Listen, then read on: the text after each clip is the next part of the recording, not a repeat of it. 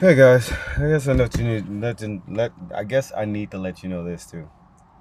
That apparently, how do I put this? The reason they're putting food and water, or excuse me, putting stuff in food and water, and in the air, and all this other stuff that probably byproducts of technology, either they discovered, rediscovered, reinvented, whatever you want to call them creating it and using it. One of the reasons, I guess, the side effects is you can catch cancer and all this other blood shit. One of my things is I don't like homos. I don't like homosexuals. And apparently, one of the blessings or gifts or curses or whatever you want to call it that has to do with me is the fact that God's been trying to get me to accept faggots as as a blessing somehow. Now, if you were born and you got these people with these toys that are smacking these little kids on the ass as a newborn, so they can get used to the feeling of getting popped on the ass, smacked on the ass. So I guess the men would want to get humped in the ass so they can know what the female is, so they can get close to knowing what a female feels like, so they can somehow sympathize, so that they can come up with this notion of equal rights. So whatever fuck you want to come up with this warped ass psychology. The whole point is, how do I put it? Uh, they're doing this to give you diseases. Because to be honest with you, if it was up to me, I would let homos catch AIDS. But apparently they can be bisexual, and females are not trying to call themselves homosexual or gay or faggots, and somehow they're lesbians. But oh hey, it is what it is, right? I mean, the what do you call it? The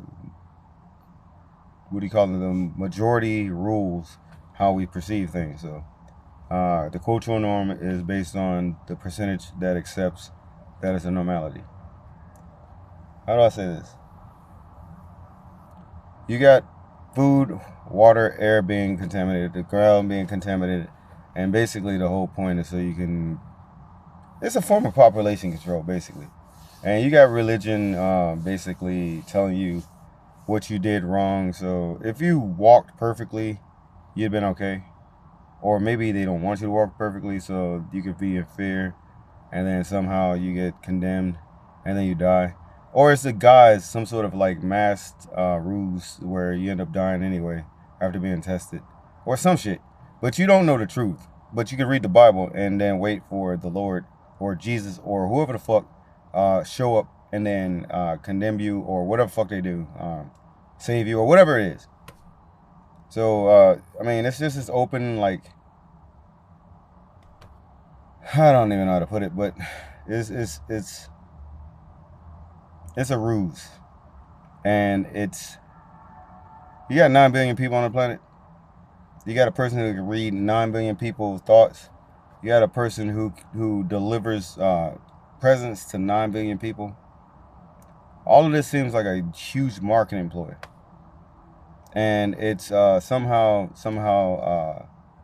I mean, you're giving church money and you're giving taxes to the government and the rulers and all this other shit, and whatever fucking interest groups you're interested in giving money to, and all of this is like some sort of like ruse, and the guy who's actually making the money then is probably like in control in a way because they have what you need to actually, you know, trade, and later on it's supposed to be in your hand or some shit like that, or the mark of the beast or some shit like that.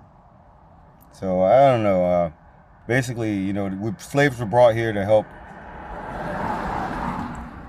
help somehow, and then they were considered cattle. Or they're humans, but they're considered cattle. And slavery is okay because then the people that you're in control of has no choice of what they can and they can do with their lives.